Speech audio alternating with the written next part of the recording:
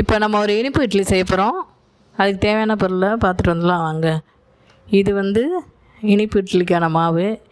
இது வந்து 1/2 கிலோ புழுங்கல் அரிசி, 1/2 கிலோ பச்சை ஸ்பூன் வெந்தயம் போட்டு அரைச்சி வச்சுருக்கேன். இது வந்து தேங்காய் துருவல். இது 3 ஏலக்காய் தட்டி வச்சுக்கணும்.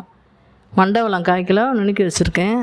இது பாசிப்பருப்பு 3 ஸ்பூனு எடுத்து வறுத்து வச்சுருக்கேன். தேவையான அளவு தண்ணி.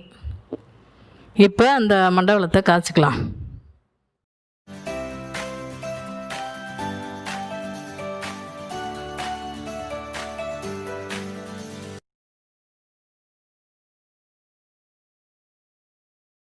இப்போ ஒரு சாஸ்பேன் அடுப்பில் வச்சு இந்த மண்டவெல்லத்தை அதில் போட்டுக்கலாம். கொஞ்சம் தேவையான அளவு தண்ணி ஊற்றி இதை ஒரு 3 நிமிஷம் காய்ச்சிக்கணும்.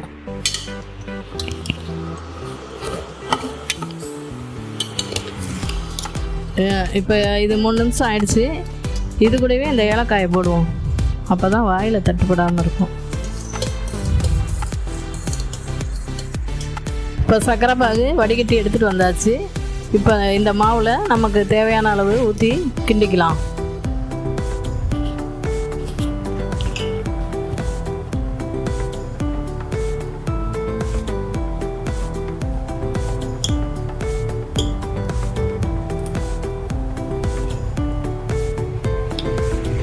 இந்த பாகு ஊற்றுறதால தான் நம்ம மாவை கெட்டியாக அரைச்சிக்கணும். இந்த மாவு வந்து நம்ம ஆப்பத்துக்கு அரைக்கிற மாதிரி தான்.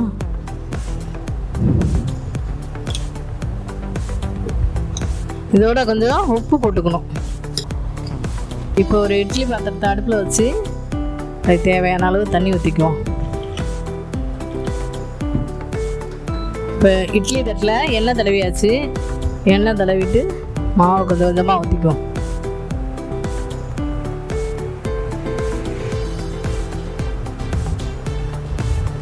இப்போ இந்த வறுத்து வச்சுருக்க பாசி இருப்பை கொஞ்சம் கொஞ்சமாக மேலே தூவிக்கலாம்.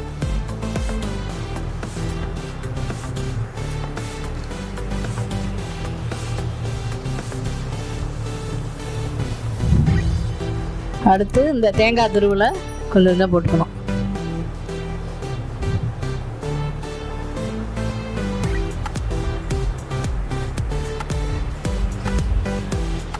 இப்போ மூடி வச்சு க்ளோஸ் பண்ணி ஒரு 10 நிமிஷம் இது வேகணும்.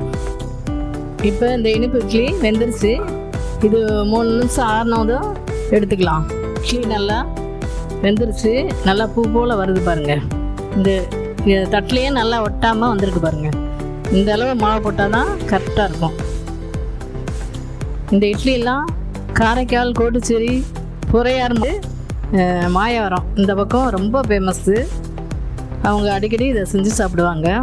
நல்லா ருசியாக இருக்கும். நீங்களும் செஞ்சு சாப்பிடுங்க ஃப்ரெண்ட்ஸ். அவ்வளோதான், இந்த இனிப்பு இட்லி ரெடி ஆயிடுச்சு.